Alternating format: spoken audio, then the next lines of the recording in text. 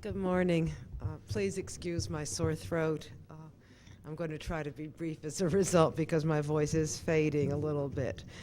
I'm very pleased to have been asked by the Tax Foundation to talk a little bit about the Georgia economy and its prospects for further economic development and how that could be affected by the tax structure.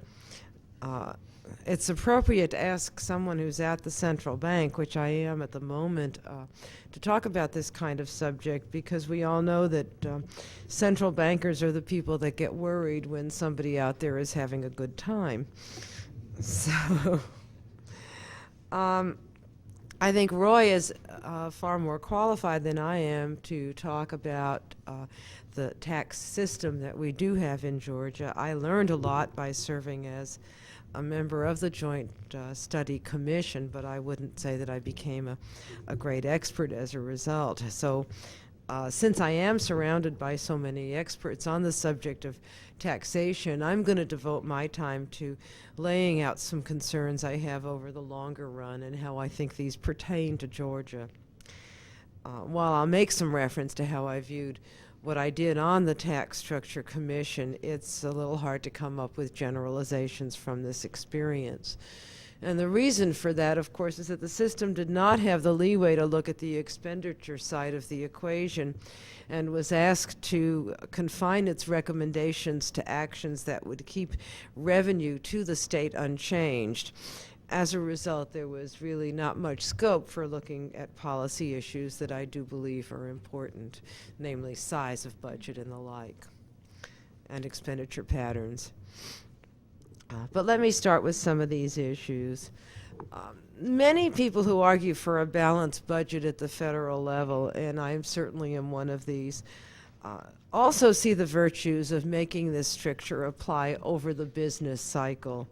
That is, the budget should be in balance when we are at full employment, which is kind of like a time like now, and it should run a surplus at times of overheating and a deficit during recessions.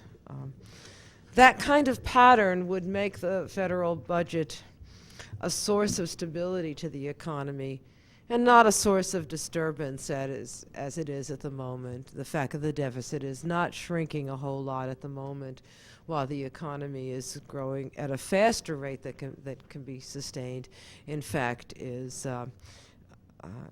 going in the opposite direction of encouraging stability. But while many of us would like to see the size and the scope of governmental spending shrink, the lesson about the behavior of the deficit and surplus and balance over the cycle will apply just as well even after we are successful in reducing the importance of government in our economy. That is, that lesson pertains no matter what the size of the budget is. We need a surplus when times are good and a deficit when they are bad. This same lesson also, in my view, applies at the state level. In fact, if we would learn this in the South, I believe our tax and expenditure patterns would have far more rationality than they do now, as I'll explain in a minute. Unfortunately, many states in the South have a tendency to cut taxes in good times when they receive extra revenue, only to have to raise them when the inevitable down part of the cycle returns. In the current expansion, only Mississippi has not, in fact, done this.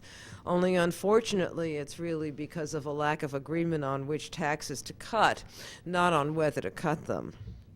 Note as well that states rarely succeed in making permanent reductions in expenditures when times are not good and they run into budgetary problems. And the budgetary pressures are there. So the cyclical response on the tax side does not reduce the overall or long-term size of government. In fact, with the Georgia economy probably at over full employment, this would be a good time to look at cutting expenditures as opposed to cutting taxes.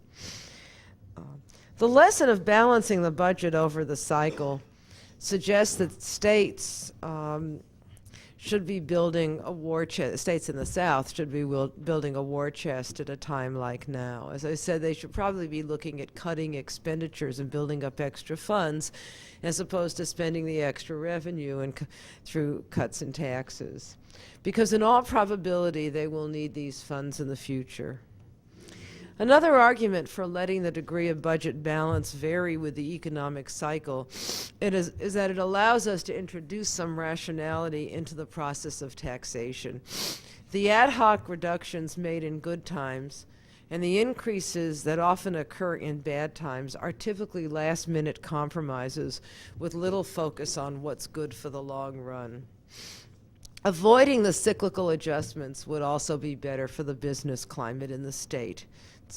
As many studies have shown, business is not that much influenced in deciding what state to move to by the level of taxation in its location decisions. Certainly the level of taxation is a factor, but so is the quality of the labor force, amenities, infrastructure, and I think very importantly, the predictability of state policies. Uncertainty, simply speaking, is a drag on economic development. Thus, states that have a rational and well-articulated tax policy and are able to avoid tinkering with their tax codes are likely to be in the best position to attract business over the long run.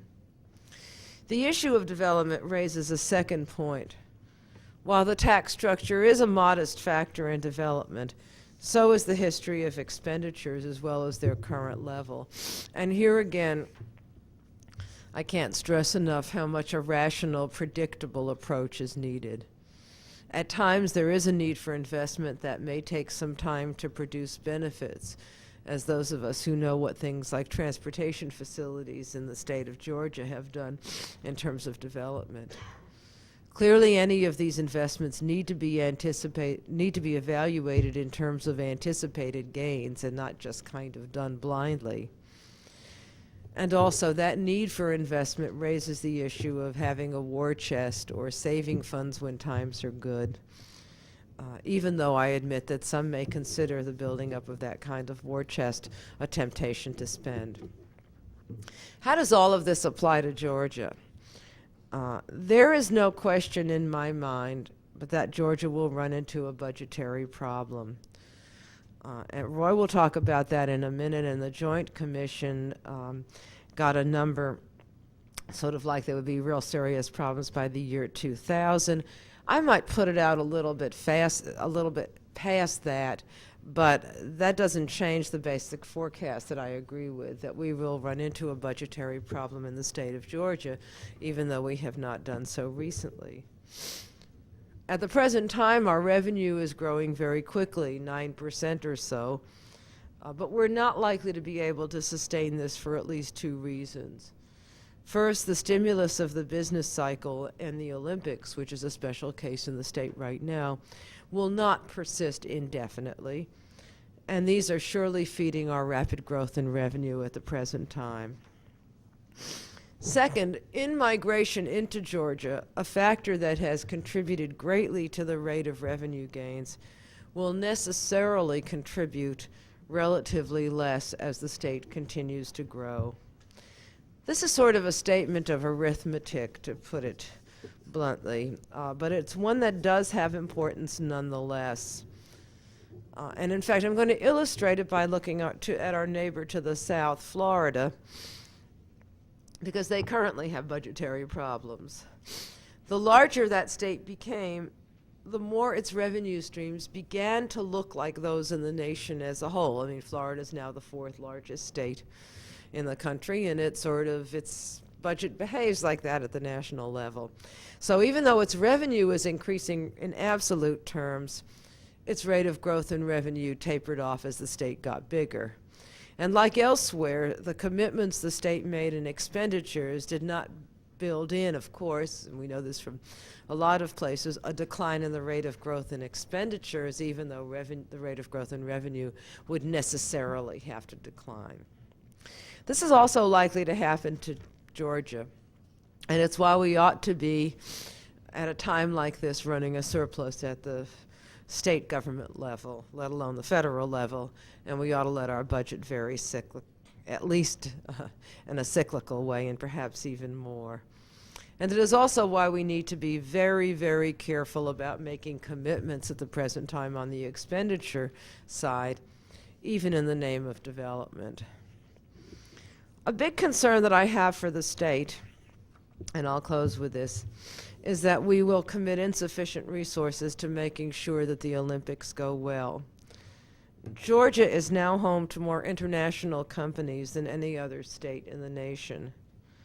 I doubt that our state tax system had much to do with attracting these companies. Rather, as many of us know in this room, or all of us, I think, we're perceived as a good place to live and a good place to do business.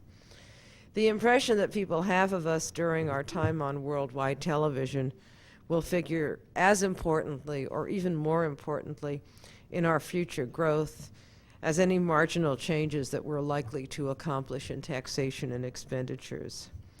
While we need to husband our resources well, we must be careful to do what it takes for a successful 1996, even if that involves some spending in the near term.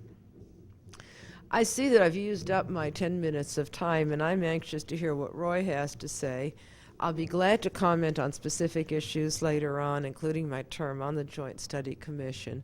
And so with that, let me turn the session over to Roy Ball.